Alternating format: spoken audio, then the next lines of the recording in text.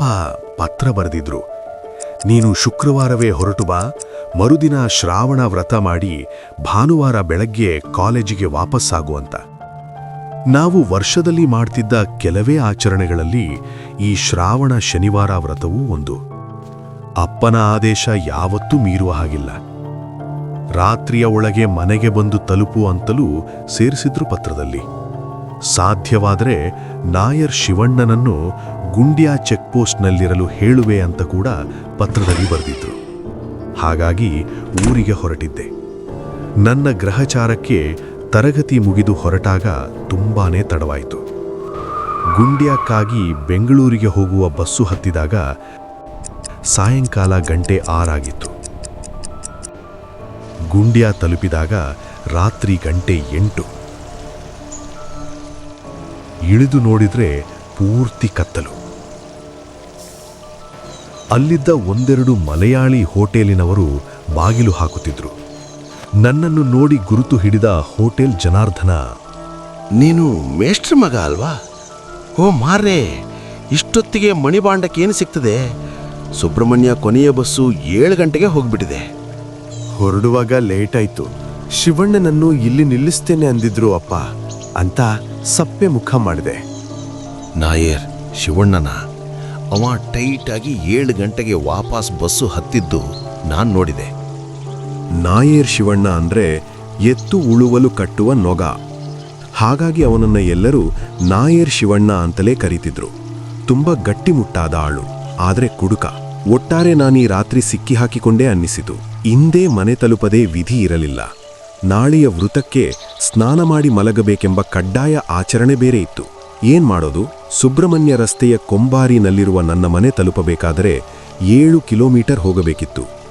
ದುರ್ಗಮ ಕಾಡಿನಲ್ಲಿರುವ ಮಣ್ಣು ರಸ್ತೆಯಲ್ಲಿ ಕಾಡಾನೆ ಕಾಟ ಬೇರೆ. ರಸ್ತೆ ಬದಿ ಯಾವುದೇ ಮನೆಗಳಿಲ್ಲ. ಆನೆ ಕಾಟಕ್ಕೆ ವಾಹನ ಸಂಚಾರ ಕೂಡ ಇಲ್ಲ. ಫೋನ್ ಅಂತೂ ನಮ್ಮೂರಿಗೆ ಇನ್ನೂ ತಲೆನೇ ಹಾಕಿಲ್ಲ. ಒಂದು ಬೆಂಕಿ ಪೆಟ್ಟಿಗೆ ಮತ್ತು ಕ್ಯಾಂಡಲ್ ಇದೆಯಾ ಅಂತ ಕೇಳಿದೆ. ಈ ಗಾಡಿಗೆ ಕ್ಯಾಂಡಲ್ ಎಲ್ಲಿ ತನಕ ಬರ್ತದೆ ಅಂತ ಅವ ಒಂದು ಹಳೆ ಟಾರ್ಚ್ ಕೊಟ್ಟು, ಬ್ಯಾಟ್ರಿ ಕಡಿಮೆ ಇದೆ, ಜಾಗ್ರತೆ, ಬರುವಾಗ ಟಾರ್ಚ್ ವಾಪಸ್ ತಂದು ಕೊಡಿ. ಅಬ್ಬಾ, ಬಚಾವಾದೆ. ಬೇಕೋ ಬೇಡವೋ ಅಂತ ಉರಿಯುತ್ತಿದ್ದ ಆ ಟಾರ್ಚ್ನ ಮಂದ ಬೆಳಕಲ್ಲಿ ನಿಧಾನವಾಗಿ ಹೆಜ್ಜೆ ಹಾಕತೊಡಗಿದರು. ತಂಪಾಗಿ ಬೀಸಿ ಬರುತ್ತಿದ್ದ ಗಾಳಿ ಆಹ್ಲಾದಕರವೆನಿಸತೊಡಗಿತು.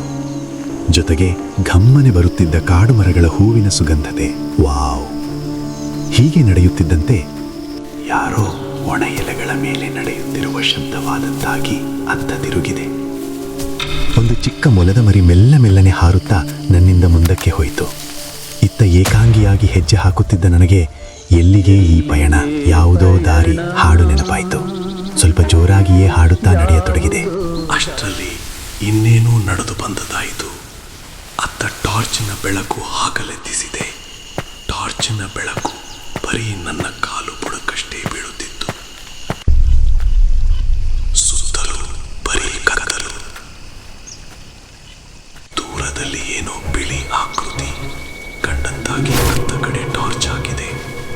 5-6 ಅಡಿಗಿಂತ ಜಾಸ್ತಿ ದೂರ ಬೀಳುತ್ತಿರಲಿಲ್ಲ ಟಾರ್ಚಿನ ಬೆಳಕು. ಅಲ್ಲಿ ಯಾರಿದ್ದಾರೆ ಅಂತ ನನಗೆ ಸ್ಪಷ್ಟವಾಗಿ ಗೊತ್ತಾಗಲಿಲ್ಲ.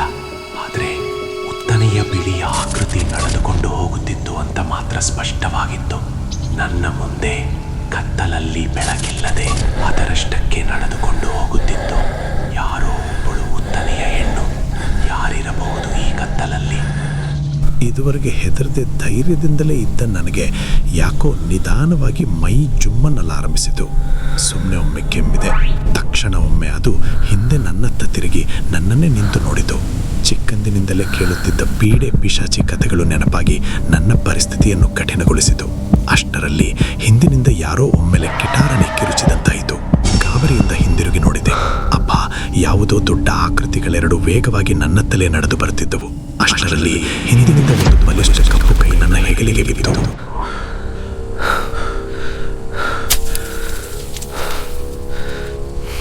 ಪ್ರವೀಣಣ್ಣ, ಎಂತ ಮಾರ್ಯಾರೆ, ನೀವು ಯಾಕೆ ಗುಂಡ್ಯಾದಿಂದ ಒಬ್ಬರೇ ಬಂದಿರಿ? ನಾವಲ್ಲಿ ನಿಮ್ಮನ್ನೇ ಕಾಯ್ತಿದ್ದೆವು.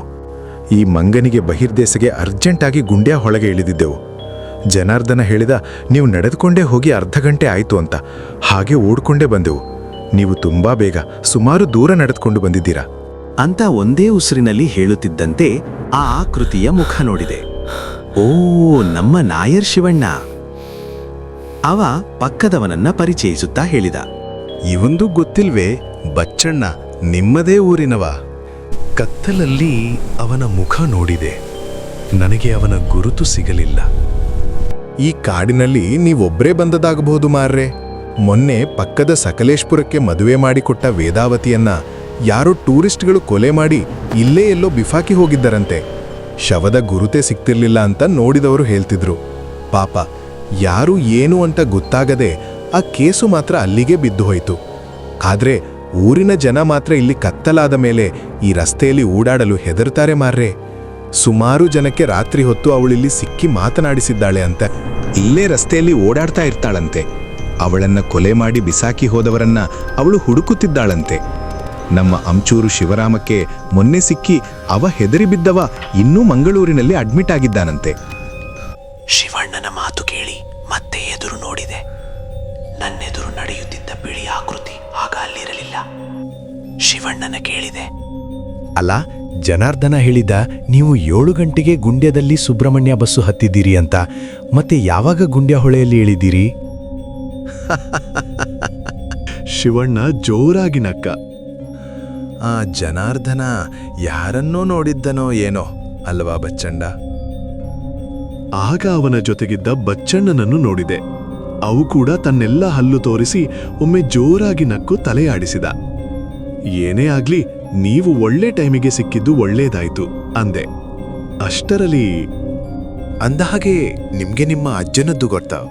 ಇಲ್ಲ ಶಿವಣ್ಣ, ನಾನು ಹುಟ್ಟುವ ಹಿಂದಿನ ವರ್ಷ ಅವರು ತೀರ್ಕೊಂಡ್ರಂತೆ. ಇಲ್ಲಿ ಸ್ವಲ್ಪ ಮುಂದೆ ಉಳ್ಳಾಕಲು ಬಚ್ಚನಾಯಕನ ಸಂಘ ಚಾವಡಿ ಇದೆ, ನೋಡಿದ್ದೀರಾ? ಅಲ್ಲಿಗೆ ನಿಮ್ಮಜ್ಜ ಪ್ರತಿದಿನ ಹೋಗಿ ಸಾಯಂಕಾಲ ದೀಪ ಇಡ್ತಿದ್ರಂತೆ. ಸಾಯಂಕಾಲವಾದ್ರೆ ಸಿಗುವ ಹುಲಿಕಾಟದ ನಡುವೆಯೂ ಕೂಡ ಅವರು ಪ್ರತಿದಿನ ಸಾಯಂಕಾಲ 4 ಗಂಟೆಗೆ ತಪ್ಪದೆ ಇಲ್ಲಿಗೆ ಬಂದು ದೀಪ ಇಡ್ತಿದ್ರು. ಅಬ್ಬಾ, ಭಾರಿ ದೈವ ಭಕ್ತ ನಿಮ್ಮಜ್ಜ. ಆದ್ರೆ ಇವನಿಗಿದೆಲ್ಲ ಹೇಗೆ ಗೊತ್ತು? ಇತ್ತೀಚೆಗೆ ನಮ್ಮೂರಿಗೆ ಬಂದವ ಇವ. ಬಹುಶಃ ಅಪ್ಪನಿಂದ ಕೇಳಿ ತಿಳಿದುಕೊಂಡಿರಬೇಕು ಅಂತ ನಾನಂದುಕೊಂಡೆ. ನಾನು ಹೆದರಬಾರ್ದು ಅಂತ ಆತ ಈ ದೈವ ದೇವರುಗಳ ಕತೆ ಹೇಳ್ತಿದ್ದಾನೆ, ಪುಣ್ಯಾತ್ಮ ಅಂತ ನನಗೆ ಅರಿವಾಗಲೂ ಹೆಚ್ಚು ಸಮಯ ಬೇಕಾಗಿರಲಿಲ್ಲ. ಅಷ್ಟರಲ್ಲಿ ನಮ್ಮ ಮನೆಗೆ ತಿರುಗುವ ಮಣಿಭಾಂಡ ಕ್ರಾಸ್ ಬಂತು. ಪ್ರವೀಣಣ್ಣ, ನಾನು ಈ ಬಚ್ಚಣ್ಣನ್ನ ಅವನ ಮನೇಲಿ ಬಿಟ್ಟು ಇಂದ ಅಲ್ಲೇ ಇದ್ದು ನಾಳೆ ನಿಮ್ಮ ಮನೆಗೆ ಬರುವೆ ಅಂತ ಪಪ್ಪನಿಗೆ ಹೇಳಿ ನೀವಿನ್ನು ಒಬ್ಬರೇ ಹೋಗ್ಬೋದು ಅಂತ ಕಾಣ್ತದೆ. ಓ ಖಂಡಿತ ಅಣ್ಣ, ತುಂಬಾ ಥ್ಯಾಂಕ್ಸ್. ಆದ್ರೆ ನಾಳೆ ಶ್ರಾವಣ ಶನಿವಾರ, ಊಟಕ್ಕೆ ಬಾರ್ದಿರಬೇಡಿ ಮಾರಾಯರೇ.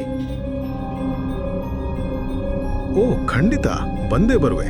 ಯಾವುದಕ್ಕೂ ಗಾಬರಿಯಾಗಬೇಡಿ, ಸ್ವಲ್ಪ ಜಾಗ್ರತೆ, ಹೋಗಿ ಅಂದ. ನಂತರ ನಾನು ಸ್ವಲ್ಪ ದೂರ ಹೆಜ್ಜೆ ಹಾಕುವುದನ್ನು ಅವರು ನೋಡುತ್ತಾ ಇಬ್ಬರು ಕಾಡಿನ ಮಧ್ಯೆ ನಡೆಯುತ್ತಾ ಮರೆಯಾದರು. ಇತ್ತ ನಾನು ಕೈಯಲ್ಲಿದ್ದ ಅರೆಬರೆ ಉರಿಯುತ್ತಿದ್ದ ಟಾರ್ಚಿನ ಅಲ್ಪ ಸ್ವಲ್ಪ ಬೆಳಕಿನಲ್ಲಿ ನನ್ನ ಮನೆಯ ಕಡೆ ನಡೆದೆ. ನಾನು ಮನೆ ತಲುಪುವಾಗ ರಾತ್ರಿ 11:00. ದೀಪದ ಬೆಳಕು ಇನ್ನೂ ಉರಿಯುತ್ತಿತ್ತು. ಮನೆಯಲ್ಲಿ ಯಾರೂ ನಿದ್ದೆ ಮಾಡಿಲ್ಲ. ಪಾಪ ನನ್ನನ್ನೇ ಕಾಯುತ್ತಿದ್ದಾರೆ ಅನ್ನಿಸಿ ಸ್ವಲ್ಪ ಬೇಸರವಾಯಿತು.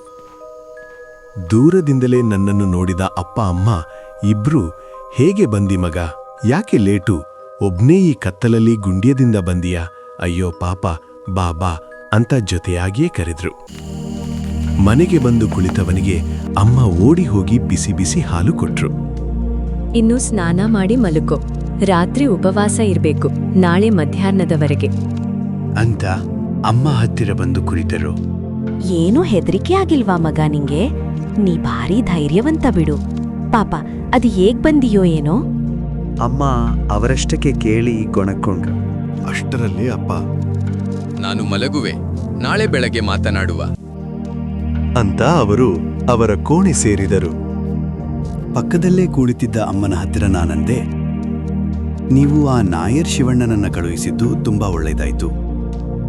ಅಮ್ಮ ಕೋಪದಿಂದ, ನಾಯರ್ ಶಿವಣ್ಣ ಮಂಗ ನೋಡಲ್ಲಿ ಕುಡಿದು ಬಿದ್ದಿದ್ದಾನೆ ಕೊಟ್ಟಿಗೆಯಲ್ಲಿ. ಬರುವಾಗ್ಲೇ ಟೈಟ್ ಕುಡಿದಿದ್ದ. ಬರುವಾಗ ಕೈಯಲ್ಲಿ 1-2 ಕುಪ್ಪಿ ಬೇರೆ ಹಿಡಿದುಕೊಂಡಿದ್ದ ಕಾಣ್ತದೆ. 7:00 ಬಂದು ಕೊಟ್ಟಿಗೆಯಲ್ಲಿ ಕೂತು ಹಾಗೆ ಬಿದ್ದವ ಇನ್ನೂ ಎದ್ದಿಲ್ಲ. ನಿನ್ನ ಪಪ್ಪ ಪಾಪ 100 ಸಲ ಹೋಗಿ ಎಬ್ಬಿಸಲು ನೋಡಿದ್ರು ಅವನನ್ನು. ಗುಂಡ್ಯಕ್ಕೆ ಅವರು ಇಬ್ರು ನಡ್ಕೊಂಡು ಹೋಗುವ ಅಂತ. ಹೀಗೆ ಅಮ್ಮ ಹೇಳುತ್ತಾ ಹೋದಂತೆ ನಾನು ಗಾಬರಿಯಿಂದ ಅಮ್ಮನನ್ನೇ ನೋಡತೊಡಗಿದೆ. ನನ್ನ ತಲೆ ಕಿರ್ರಂತ ತಿರುಗಲಾರಂಭಿಸಿತು. ಹಾಗಾದರೆ ನನ್ನ ಜೊತೆ ಮಣಿಬಾಂಡ ಕ್ರಾಸ್ ತನಕ ಬಂದವರು ಯಾರು? ಅಮ್ಮ ನಾನು ಏಕಾಏಕಿ ಗಾಬರಿಯಾಗಿದ್ದನ್ನು ಗಮನಿಸಿ, ಮಗ ಏನಾಯ್ತು? ನಾನು ಓಡಿ ಹೋಗಿ ಕೊಟ್ಟಿಗೆ ಹೊಡೆದೆ. ಶಿವಣ್ಣ ಅಂಗಾತ ಬಿದ್ದಿದ್ದ, ಗೊರಕೆ ಹೊಡೆಯುತ್ತ. ನಿಜಕ್ಕೂ ಆಗ ನನ್ನ ಮೈ ಜೋರಾಗಿ ಕಂಪಿಸಲಾರಂಭಿಸಿತು. ಓಡಿ ಅಮ್ಮನ ಬಳಿ ಕುಂದು ಕುಳಿತೆ.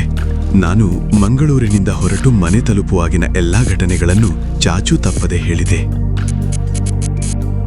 ಅಮ್ಮ ಎಲ್ಲ ಕೇಳಿ ದೊಡ್ಡ ನಿಟ್ಟುಸಿರು ಬಿಟ್ಟು, ಏನು ಭಯ ಪಡಬೇಡ, ಸ್ನಾನ ಮಾಡು, ಬಿಸಿ ನೀರಿದೆ. ಬೇಕಿದ್ರೆ ಇಂದು ನನ್ ಜೊತೆನೆ ಮುಲಕ್ಕೋ. ಆ ದೇವ್ರೆ ನಿನ್ನನ್ನಿಂದು ಕಾಪಾಡಿದ್ದು. ಹೆದರಬೇಡ, ನಾಳೆ ಮಾತನಾಡುವ. ನಾನು ಸ್ನಾನ ಮಾಡಿ ಅಮ್ಮನ ಪಕ್ಕ ಬಂದು ಮಲಗಿದವನಿಗೆ ರಾತ್ರಿ ನಿದ್ದೆಯೇ ಬರಲಿಲ್ಲ. ರಾತ್ರಿ ಇಡೀ ಒಂದೇ ಯೋಚನೆ, ನನಗೆ ದಾರಿಯುದ್ದಕ್ಕೂ ಸಿಕ್ಕಿದ ಆ ಶಿವಣ್ಣ ಯಾರು? ಆ ಬಚ್ಚಣ್ಣ ಯಾರು? ನನ್ನ ಅಜ್ಜನೇ? ಹಾಗಿದ್ದರೆ ಇನ್ನೊಬ್ಬ ಯಾರು? ಅಜ್ಜನ ತಮ್ಮನೇ? ಹೀಗೆ ಯೋಚಿಸಿ ಯೋಚಿಸಿ ನಿದ್ದೆ ಬರುವಷ್ಟರಲ್ಲಿ ಬೆಳಗಿನ ಜಾವ 3 ಕಳೆದಿತ್ತು. ಮರುದಿನ ಎದ್ದು ವ್ರತ ಗೀತ ಅಂತ ಎಲ್ಲ ಸಂಬಂಧಿಸಿ ಎಲ್ಲ ಕೆಲಸ ಕಾರ್ಯ ಮುಗಿಸಿ ಮಧ್ಯಾಹ್ನದ ಊಟ ಮಾಡಿದ ಮೇಲೆ ಅಮ್ಮ ನಿಧಾನವಾಗಿ ನಿನ್ನೆ ನಡೆದ ಆ ಎಲ್ಲ ಕಥೆಯನ್ನು ಅಪ್ಪನ ಬಳಿ ಹೇಳುತ್ತಾ ಹೋದರು. ಆದರೆ ಅಲ್ಲೇ ಓಡಾಡುತ್ತಿದ್ದ ಶಿವಣ್ಣನಿಗೆ ಮಾತ್ರ ಇದು ಯಾವುದರ ಪರಿವೇ ಇರಲಿಲ್ಲ. ಪಪ್ಪ ಹೇಳಿದರು, ನಿನ್ನ ಅಜ್ಜನ ಬಗ್ಗೆ ಈ ಕುಡುಕ ಶಿವಣ್ಣನಿಗೆ ಏನು ಗೊತ್ತು? ಇನ್ನು ನನ್ನ ಅಪ್ಪನಿಗೆ ಯಾರೂ ತಮ್ಮ ಇರಲಿಲ್ಲ.